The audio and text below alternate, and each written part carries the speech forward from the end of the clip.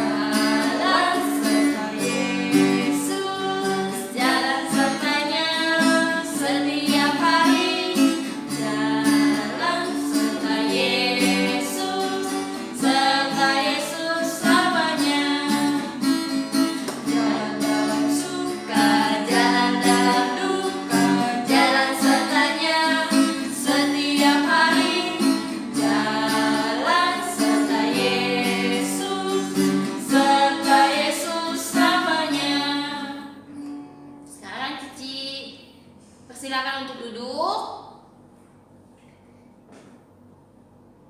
Kita akan memberikan persembahan, tapi untuk adik adik-adik yang di rumah, persembahannya boleh disimpan terlebih dahulu, atau kalian boleh minta mama papanya untuk mentransfer ke rekening gereja. Ya, rekening BCA bilang, mama papa tolong transfer untuk persembahan ke gereja. Nomornya 212-0319-305. Ya, ada di layar. Mari kita naikkan pujian Berilah yang baik.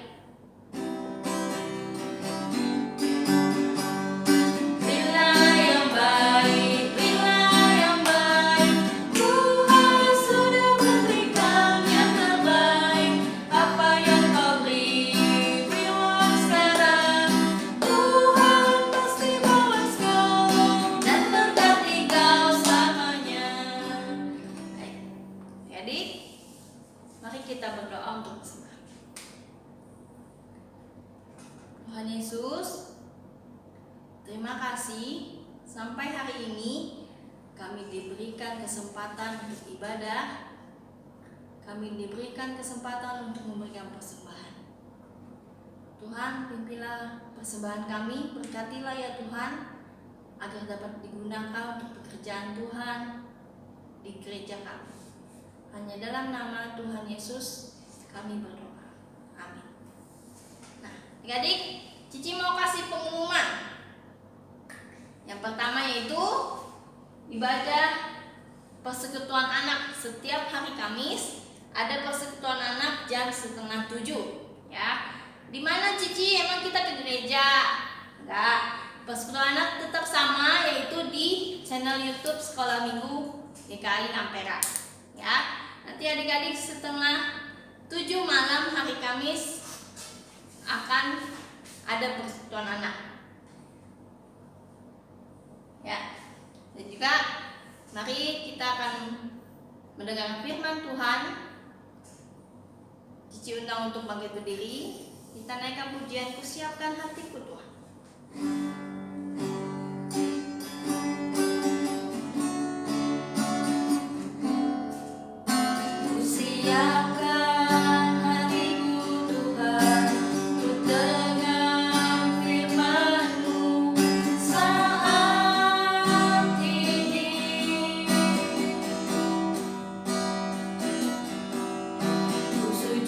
Menyembahmu Tuhan, masuk hadirat.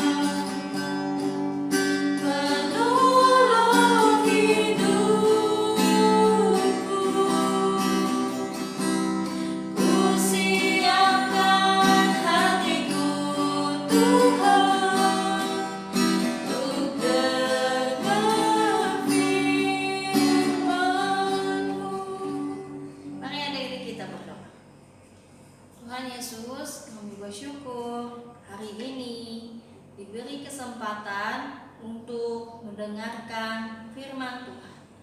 Tuhan, pimpinlah kami untuk mendengarkan dengan baik, dan juga berkati Cici dan Koko yang menyampaikannya. Hanya dalam nama Tuhan Yesus kami berdoa. Amin. Selamat siang adik-adik, selamat hari Minggu. Waktunya kita beribadah kepada Tuhan. Sebelum kita mendengarkan firman Tuhan, mari kita semua berdoa. Bapa kami yang di surga, kami sungguh bersyukur karena Engkau Allah yang mulia, yang memanggil kami, menebus kami keluar dari dosa, sehingga kami dapat beribadah kepada Tuhan.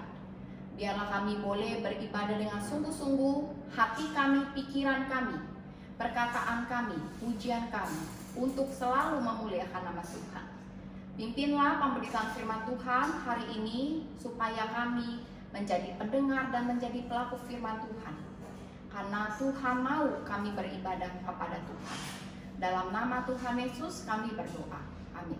Mari adik-adik kita semua membaca. Nanti adik-adik silakan baca dari kitab 2 Tawarikh pasal yang ke-6, 2 Tawarikh pasal yang kedua sampai yang ke-7.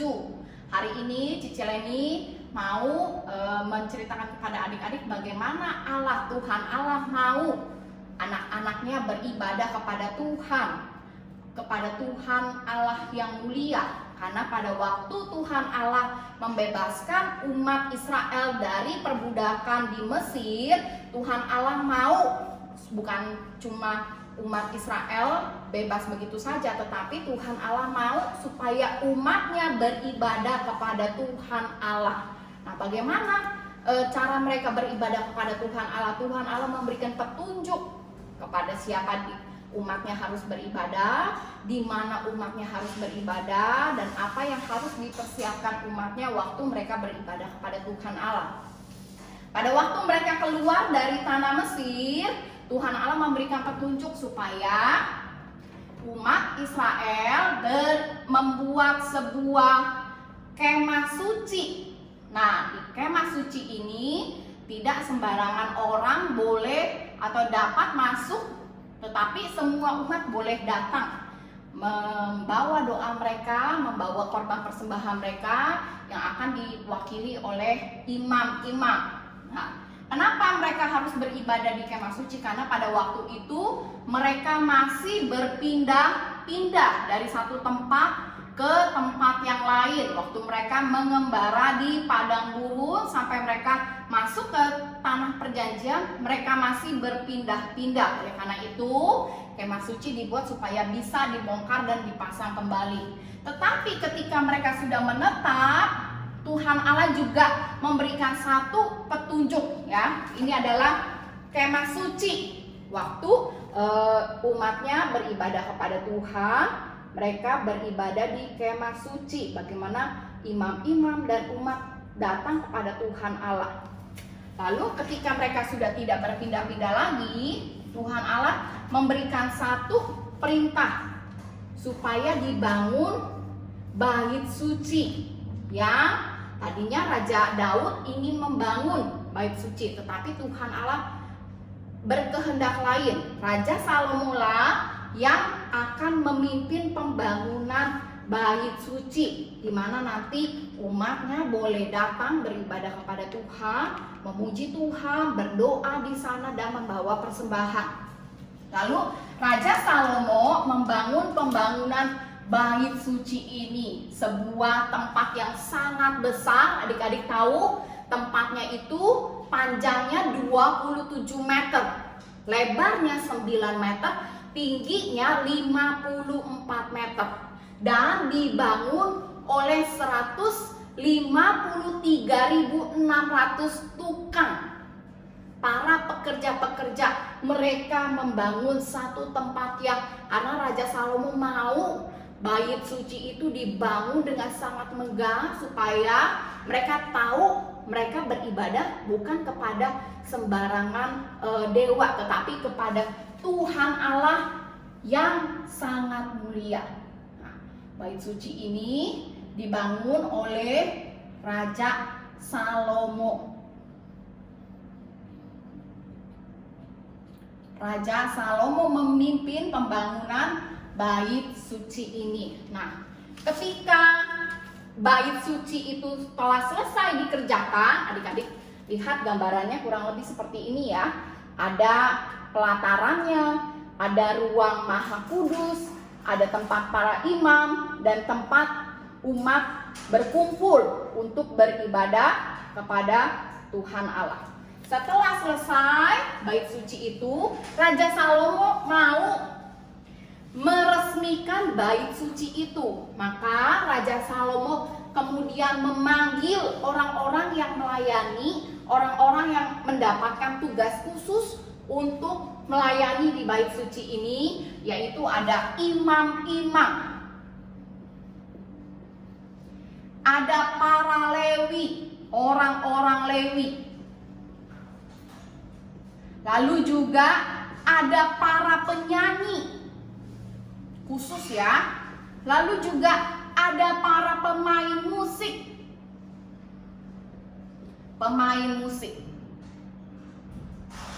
Dengan alat musiknya, dengan kemampuan, dengan bakat, dengan talenta yang Tuhan berikan, mereka dipanggil oleh Raja Salomo untuk meresmikan bait suci yang telah selesai dibangun. Bukan untuk kehebatan Raja Salomo, tetapi Raja Salomo ingin mengajak umat, seluruh umat untuk meresmikan bait suci. Bukan karena kehebatan Raja Salomo ya, tetapi Raja Salomo ingin memberitahu bahwa Tuhan Allah lah yang memberikan kesempatan sehingga bait suci itu selesai dijadikan. Nah, lalu apa yang dilakukan oleh imam-imam dan orang-orang Lewi ini? Mereka membawa tugasnya, mereka membawa tabut perjanjian. Adik-adik ingat nggak apa yang ada di dalam tabut perjanjian itu? Tidak boleh ketinggalan. Tabut perjanjian berisi 2 loh batu, yaitu isinya adalah hukum-hukum yang Tuhan berikan kepada umat waktu Tuhan mengikat perjanjian dengan umatnya ketika Tuhan membebaskan umatnya keluar dari perbudakan di Mesir, sehingga umatnya bisa beribadah dan mengetahui apa yang Tuhan kehendaki bagi umatnya. Ya, jadi tabut perjanjian ini ditaruh di bait suci. Nah, tidak hanya Raja Salomo tidak hanya memanggil imam-imam, para Lewi, penyanyi dan pemain musik dengan alat musik mereka, tetapi Raja Salomo juga mengundang semua rakyat. Raja Salomo beserta dengan rakyat atau umat Tuhan, mereka berdiri di depan bait suci. Pada waktu itu imam-imam dan orang-orang Lewi yang memang tugasnya yang membawa tabut perjanjian itu masuk ke dalam ruang maha kudus. Setelah tabut perjanjian itu ditaruh, diletakkan di ruang maha kudus, Raja Salomo beserta rakyat bersiap-siap melihat bagaimana mereka ingat bahwa perjanjian Tuhan Allah itu memberikan perjanjian untuk ditaati oleh rakyatnya, oleh umatnya. Nah, ketika tabut perjanjian sudah diletakkan di ruang maha kudus, lalu apa yang terjadi? Tampaklah awan yang sangat besar memenuhi tabut suci itu. Ketika tabut itu sudah diletakkan ya, adik-adik masih ingat gak waktu umat Tuhan berjalan di padang gurun, ada tiang yang menyertai perjalanan mereka. Itu menandakan bahwa Tuhan memimpin, Tuhan juga berjalan bersama dengan umatnya, menyertai di padang gurun. Nah, pada waktu tabut perjanjian itu diletakkan di ruang maha kudus, tampaklah awan kemuliaan Tuhan memenuhi bait suci itu, sehingga imam-imam dan orang Lewi, penyanyi dan pemain musik dan seluruh raja juga beserta rakyat melihat bahwa Tuhan itu berkenan, Tuhan itu menerima, Tuhan itu hadir di bait suci. kemuliaan Tuhan memenuhi bait suci itu, sehingga membuat imam-imam dan orang Lewi itu tidak tahan oleh karena awan yang sangat mulia itu, ya. Lalu juga, nah, biasanya kalau kita beribadah kepada Tuhan, kita suka tunggu-tunggu atau berlambat-lambat, tetapi tidak. Raja Salomo memerintahkan, Raja Salomo yang adalah seorang raja, dia itu memerintahkan supaya para pelayan bersiap diri. Umat Tuhan, kita harus sama-sama mempersiapkan diri kita waktu kita mau beribadah kepada Tuhan Allah, sehingga ketika mereka mulai siap dan melayani Tuhan dan beribadah kepada Tuhan, barulah kemuliaan Tuhan Allah yang sangat besar sehingga membuat orang-orang tidak tahan berdiri, ya, karena kehadiran Allah yang sangat mulia itu memenuhi bait suci. Nah, Cicila ini juga mau mengingatkan, waktu kita mau beribadah kepada Tuhan, bukan Tuhan yang menunggu kita, tetapi kita harus bersiap-siap. Jangan kita melewatkan pujian, jangan kita melewatkan waktu beribadah kepada Tuhan, ya, karena Raja Salomo pun mempersiapkan diri, barulah Tuhan hadir di tengah bait suci itu. Lalu kemudian apa yang mereka lakukan ketika mereka melihat awan kemuliaan Tuhan memenuhi bait suci itu? Raja Salomo dan rakyat tidak hanya melihat, wah hebat ya, wah begitu mulia ya Tuhan Allah yang begitu besar mau memenuhi bait suci itu, mau hadir di tengah-tengah umatnya. Tidak ya, tetapi Raja Salomo dan seluruh rakyat itu, mereka ketika melihat Tuhan berkenan hadir di tengah-tengah umatnya, mereka juga membawa persembahan-persembahan mereka yang sangat besar. Ada 120.000 kambing lembu, ya, kambing lembu, dan 20.000 lembu sapi, 20.000 lembu sapi yang sangat besar-besar, ya, lembu sapi, kambing domba. Mereka sudah mempersiapkan diri, ya, ketika mereka mau beribadah, mereka membawa persembahan mereka yang sangat banyak karena mereka mau membawanya kepada Tuhan Allah. Nah, ketika awan itu memenuhi bait suci, imam-imam dan para Lewi dan penyanyi dan pemain musik, mereka menyanyikan satu pujian yang memuliakan nama Tuhan, yang berkata bahwa terpujilah Tuhan Allah, bahwasanya kekal untuk selama-lamanya kasih setia Tuhan kepada kita semua. Sehingga mereka pun yang sudah membawa persembahan mereka bawa persembahan. Lalu ketika itu Raja Salomo, waktu mereka mulai beribadah kepada Tuhan, Raja Salomo seorang raja yang dengan bijaksananya, dengan kehebatannya daripada Tuhan, Raja Salomo menyadari bahwa bukan kehebatan saya bisa memimpin pembangunan bait suci, tetapi Tuhan Allah yang memilih saya, yang memberikan kesempatan kepada saya, sehingga saya bisa memilih para pekerja, mempersiapkan bahan-bahan, emas yang mulia, kain-kain untuk pembangunan bait suci itu.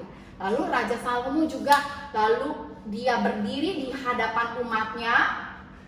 Raja Salomo kemudian berlutut dan dia menaikkan tangannya ke atas langit. Dia mulai memimpin doa untuk peresmian bait suci ini. Raja Salomo lalu berdoa. Dia mengakui bahwa sesungguhnya tidak ada yang bisa memuat Tuhan Allah yang begitu mulia. Karena langit bumi itu adalah ciptaannya. Langit bumi itu adalah tumpuan kaki Tuhan Allah. Tetapi Raja Salomo mau supaya dengan adanya bait suci ini, Tuhan Allah berkehendak mau hadir di tengah-tengah menyertai umatnya. Lalu Raja Salomo juga menaikkan pujian bahwa dia bersyukur Tuhan Allah memilih dia untuk pembangunan bait suci. dia juga berdoa kepada Tuhan Allah. Dia ingat bahwa Tuhan Allah tidak melupakan perjanjiannya dengan umatnya yang mau memimpin, menyertai umatnya, ya. Lalu juga Raja Salomo berdoa, memohon apabila umatnya mau datang beribadah kepada Tuhan, mereka yang datang, Raja Salomo berdoa supaya Tuhan Allah yang bertahta di surga mau mendengar doa umatnya. Mau ketika umatnya datang berdoa di hadapan Tuhan, datang ke bait suci untuk beribadah kepada Tuhan, Tuhan Allah mau mendengar. Ketika rakyatnya mengalami kesusahan, kesulitan, lalu mengalami penderitaan, ketika rakyatnya mau sujud mencari Tuhan, berbalik dari dosa mereka dan memohon ampun kepada Tuhan Allah, Raja Salomo berdoa, kiranya Tuhan Allah membuka mata, membuka telinga untuk mendengar seruan doa umatnya. Lalu ketika selesai Raja Salomo berdoa, tiba-tiba mereka yang sudah membawa persembahan kambing domba yang sangat besar jumlahnya, lembu sapi yang sangat banyak jumlahnya, ketika Raja Salomo selesai berdoa, tiba-tiba muncullah api dari langit memakan habis semua persembahan yang dibawa oleh umatnya. Ya, jadi persembahan itu Tuhan Allah mendengar doa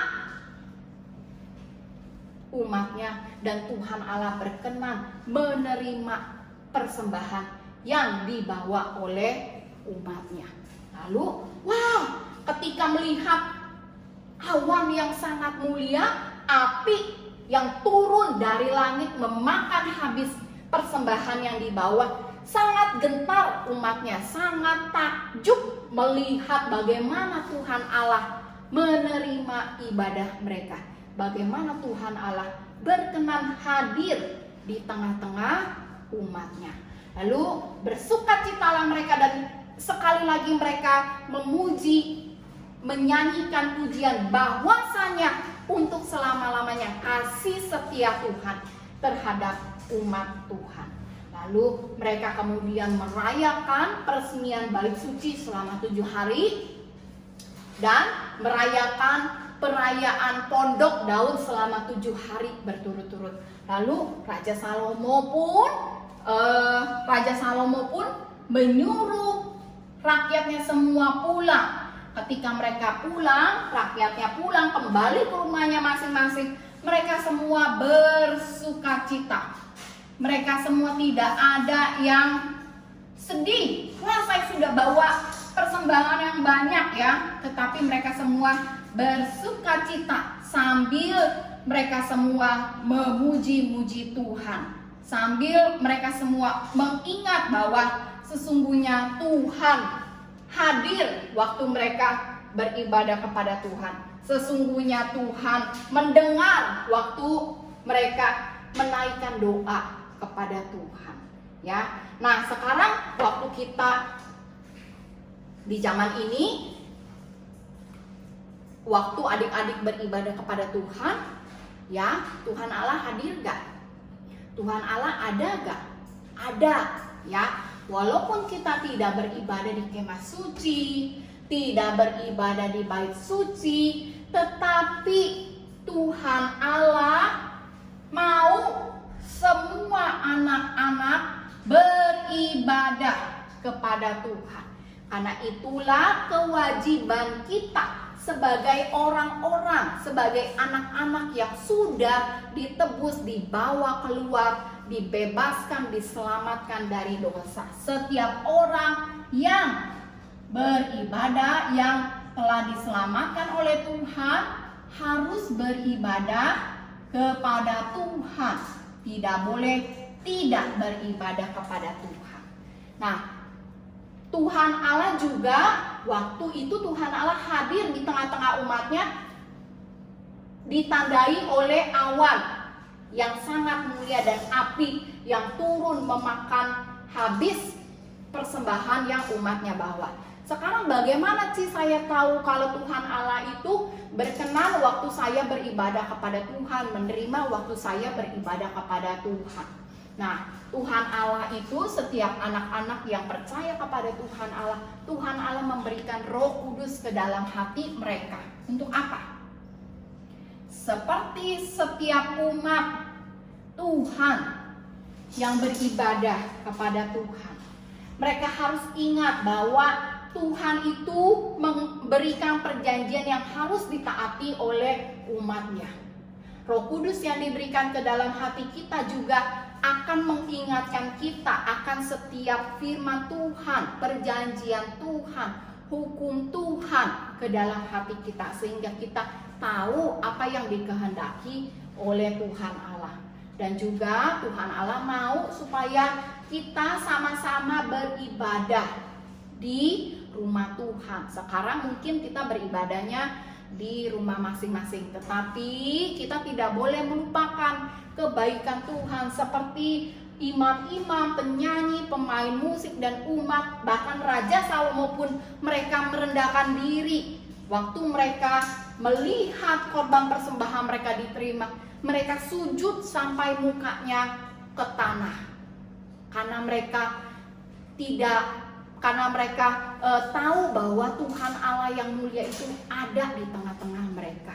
Nah, waktu kita beribadah, walaupun kita beribadah di rumah, tetapi kita harus dengan sungguh-sungguh tahu bahwa Tuhan Allah ada di tengah-tengah kita waktu kita beribadah kepada Tuhan. Jangan sembarangan, jangan memakai baju dengan sembarangan, tetapi baiklah kita sama-sama mempersiapkan hati, pikiran, sikap kita, mulut kita untuk beribadah kepada Tuhan.